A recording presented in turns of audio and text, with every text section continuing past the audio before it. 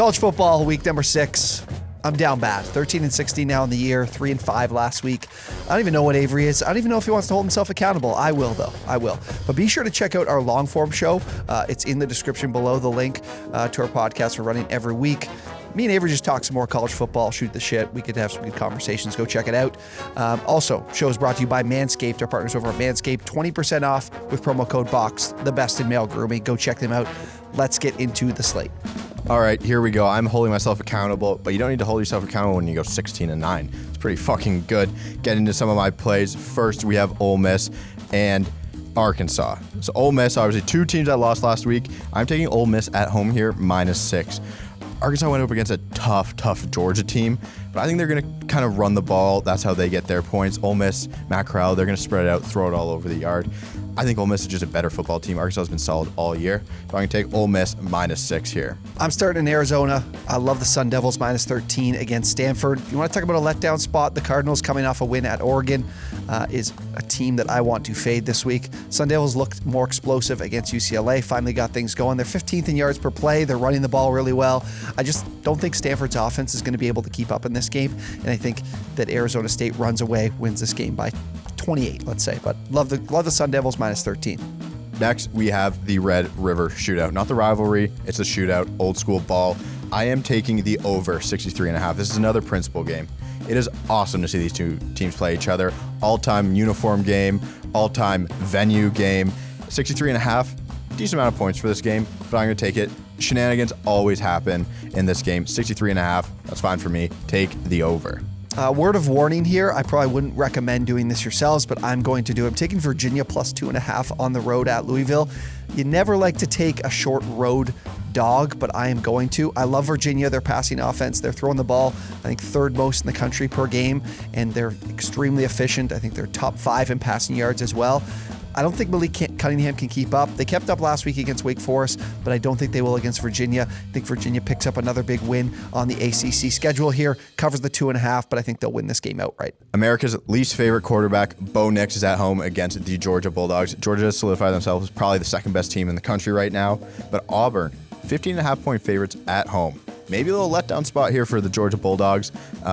Obviously, Kirby Smart got all the boys out. He said all the students get to the game early, brought a little bit of juice. They're going to have no juice for this game here. Auburn +15.5. They lose by 14. We got a winner here. This is easy. 15.5, the Auburn Tigers and Bo Nix. Next up, I keep fading Notre Dame. Maybe I should stop. It worked last week against Cincinnati. I'm going to go with it again. The Hokies are a solid team, and at Lane Stadium, they're going to be great just like they were in week 1 against UNC. I think they come away with a big win here. This game's basically a pick 'em. It's -1. I think I can get Virginia Tech +1 here. But the big thing of note for me is that Virginia Tech gets after the quarterback at one of the best rates in college football.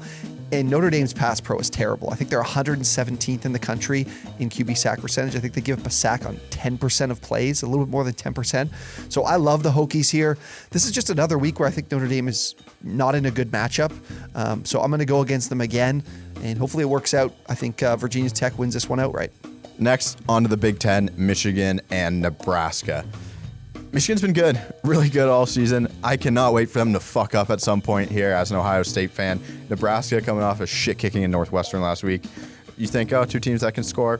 No, I'll go the opposite way. Under 50.5 points. I just don't see it happening here. They're going to slow it down. I hope Michigan gets derailed here and loses this game. Nebraska's been okay. They should have beat Oklahoma a couple weeks ago. Big win last week. Maybe they can roll a little bit. But keep the points under 50.5.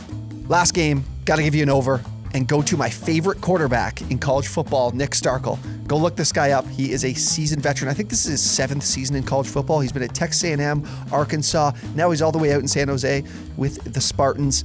45 points. Over-under is 45.5 here against Colorado State. Starkel, I think, will be back and healthy. It was Nick Nash last week, but Starkel, I think, will be back, ready to play in a big conference game here against Colorado State. They need this one. I think Stark Mania puts up a ton of points in this game on the road at Colorado State. So give me the over. I love a good over, and that's all we got.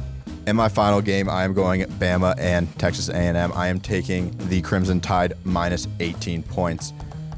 It's just Texas A&M isn't very good. Bama is good. It's simple. -18 on the road is okay for me. Just don't think Texas A&M is going to do it. Another Nick Saban assistant that he's going to ship pump, and minus 18 is good enough for me. They win by 28 points here. Take Bama with the points, minus 18. Thanks everyone for tuning in. We got winners for you this week. We are not going to disappoint. Make sure you like, comment, subscribe, and take your winnings. Use them for the Week 5 NFL salary cap contest on OwnersBox. See you next week.